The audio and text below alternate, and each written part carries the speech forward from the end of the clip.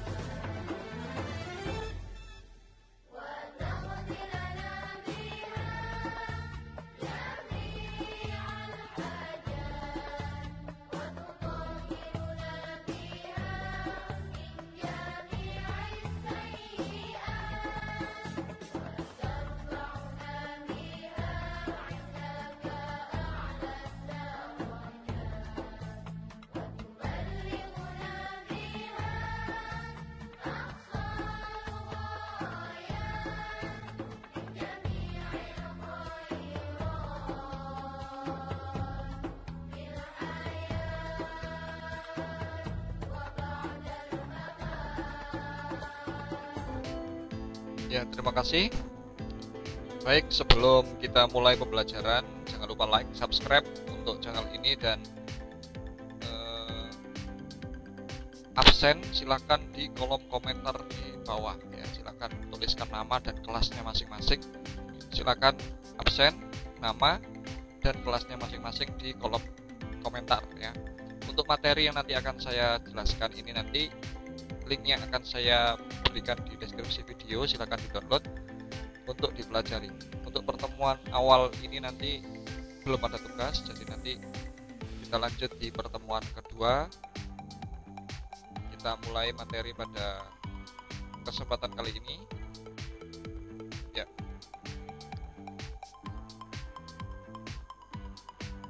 Oke, nah kita mulai dengan pengertian seni.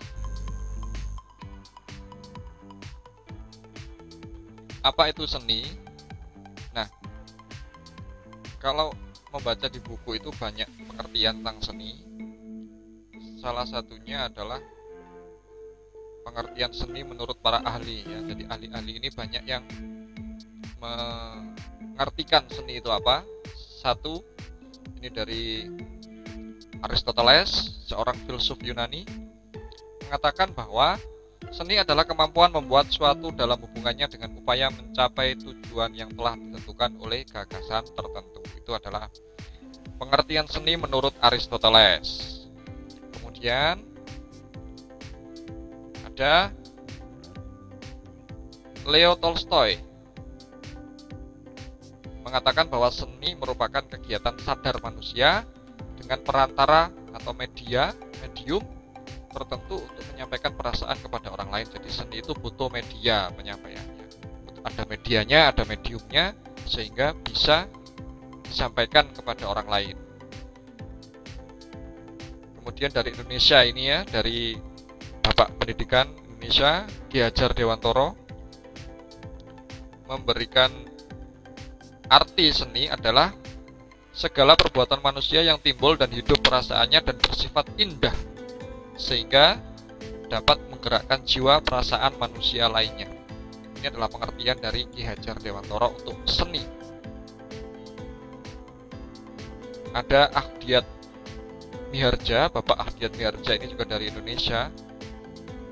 Seni adalah kegiatan manusia yang merefleksikan kenyataan dalam suatu karya yang berkat bentuk dan isinya mempunyai daya untuk membangkitkan pengalaman tertentu dalam alam rohani si penerimanya.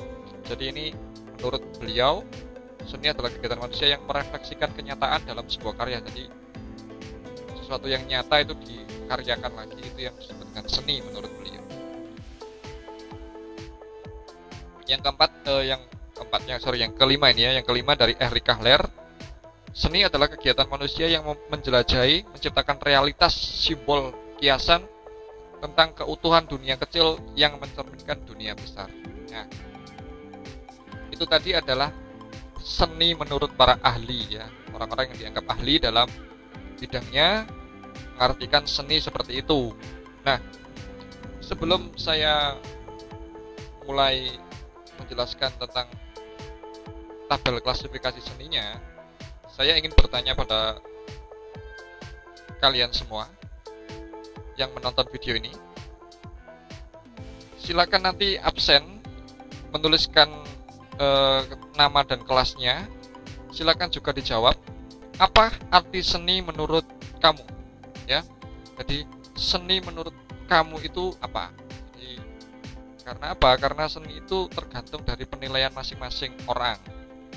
Bisa mengatakan bahwa seni itu indah, ada yang mengatakan seni itu jelek, seni itu gak enak gitu ya. Silakan dideskripsikan sendiri, menurut kamu seni itu apa? Jawaban ini tidak ada yang salah dan tidak ada yang benar. Silakan dijawab, karena seni itu masing-masing orang yang mengalaminya. Oke, saya lanjutkan untuk materinya. Tabel klasifikasi seni. Seni itu dibagi menjadi satu, seni rupa, yang nanti ada seni murni dan seni terapan. Kemudian ada seni pertunjukan, yang itu nanti ada seni musik, seni teater, seni tari, dan film. Satu lagi ada pantomim. Nah, yang ketiga ada seni sastra,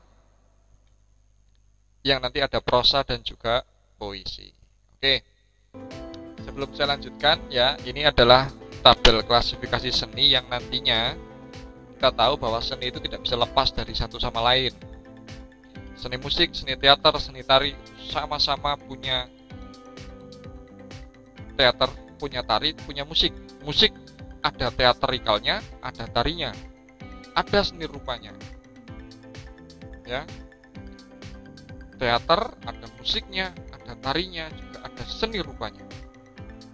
Jadi sama-sama saling terkait, tidak ada yang berdiri sendiri. Ini adalah seni ya. Untuk seni sastra nanti ada di bahasa Indonesia ya, silakan nanti dipelajari di bahasa Indonesia. Lanjut. Nah, ini seni murni ya, seni murni atau pure art, fine art, yang terdiri dari seni lukis, kemudian ada seni patung, dan ada yang namanya seni grafis ya. Itu adalah cabang dari seni murni, ada seni lukis, seni patung, dan seni grafis. Seni rupa itu nanti ya, seni rupa itu atau seni rupa murni itu dibuat hanya untuk keindahan saja. Pembuatannya hanya untuk keindahan saja, tidak memperdulikan nilai guna. Satu, lukisan itu ya hanya untuk dipajang dan lain-lain ya. Nggak ada lukisan dibuat alas tidur, itu nggak ada. Jadi lukisan itu ya hanya untuk keindahan saja, dilihat dan dirasakan itu.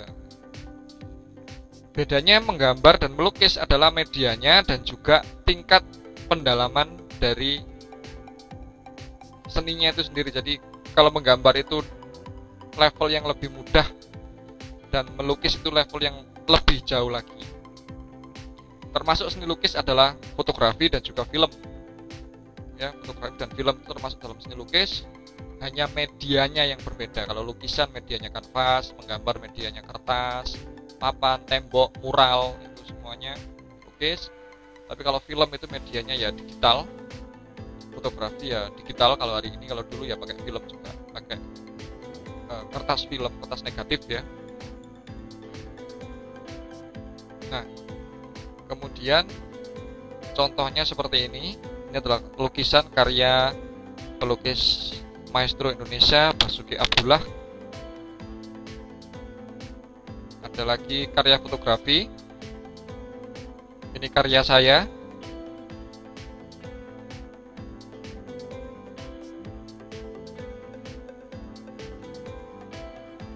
Lanjut ke seni patung ya. Patung itu adalah seni yang 3 dimensi, bisa dilihat dari atas, bawah, samping.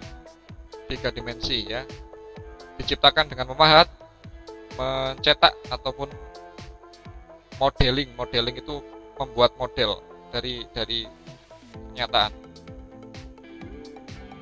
Ya, ini patung. Nah, patung itu ada yang untuk keagamaan dan ada yang untuk monumental, itu yang keagamaan. Yang patung Bali itu yang monumental ya, patungnya Bapak Insinyur Soekarno dan Pak Muhammad Hatta itu ya. Seni grafis. Oke, ini yang mungkin belum familiar sekali. Jadi seni grafis itu prosesnya adalah dicetak ya. Bisa diciptakan banyak sekali, tidak hanya satu. Ini seni grafis. Contoh seni grafis itu sebenarnya banyak ya.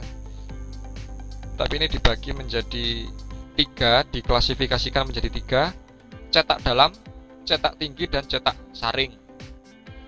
Cetak dalam dan cetak tinggi itu contoh yang paling sederhana yang kita temui di kehidupan kita adalah stempel. Stempel, nah ini ya, stempel itu namanya cetak tinggi. Bagian yang menonjol keluar itu yang nanti dikasih tinta kemudian distempelkan, itu yang menjadi cetakan atau gambar tulisan, cetak tinggi ya. Terus kemudian cetak dalam sama sebenarnya dengan stempel, tapi yang dialiri tinta adalah bagian yang cekung, yang menjorok ke dalam itu yang dialiri tinta kemudian dicetak dalam sebuah media. Lanjut cetak saring ya. Cetak saring ini yang sering kita temui hasilnya tapi kita nggak tahu prosesnya, yaitu sablon.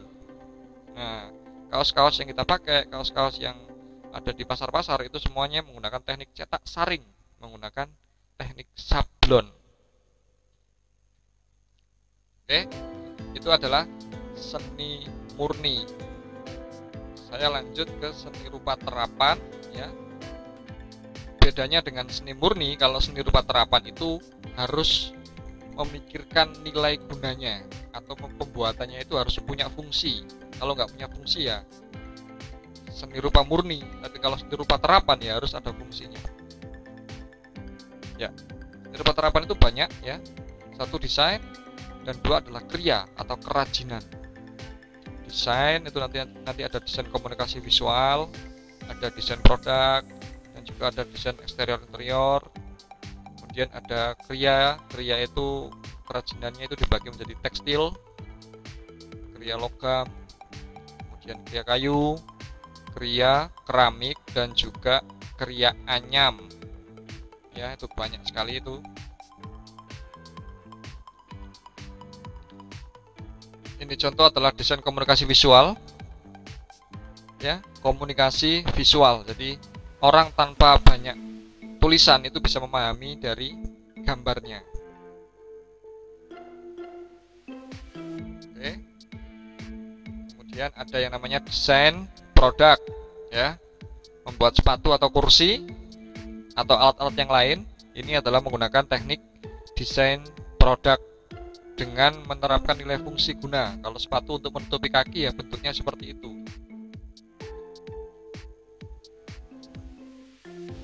Ini desain eksterior dan interior,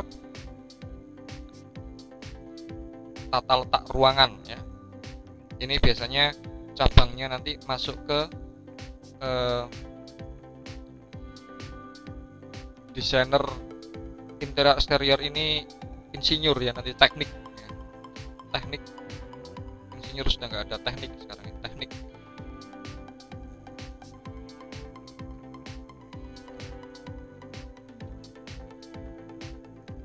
Nah, ini untuk contoh kriya tekstil, kriya anyam, logam, keramik, dan kayu. Jadi semuanya adalah hasil kerajinan ya, punya nilai fungsi guna karena ini adalah seni rupa terapan. Dari segi dimensinya, seni rupa itu bisa dibagi menjadi 2 dimensi dan 3 dimensi. Kalau 2 dimensi ya hanya bisa dilihat dari satu arah, kalau 3 dimensi dari segala arah. Nah, dari segi teknik pembuatannya, Ada teknik handmade, mekanik, dan komputer. Kalau teknik handmade ya menggunakan tangan dengan peralatan yang sederhana. Ini biasanya lebih mahal dan karena lebih detail. Dan teknik mekanik menggunakan peralatan mekanik yang masih dijalankan oleh manusia. Jadi manusia dan peralatan-peralatan yang lebih canggih. Teknik komputer ini menggunakan teknik yang sudah lebih canggih lagi dari dua teknik sebelumnya. Ini menggunakan robotik, jadi tinggal desain, enter, kemudian jadilah karya yang sudah dibuat. Oke, terima kasih. Itu adalah materi pada pertemuan awal kita. Jadi seni itu macam-macam ya, banyak sekali tabelnya. Silakan nanti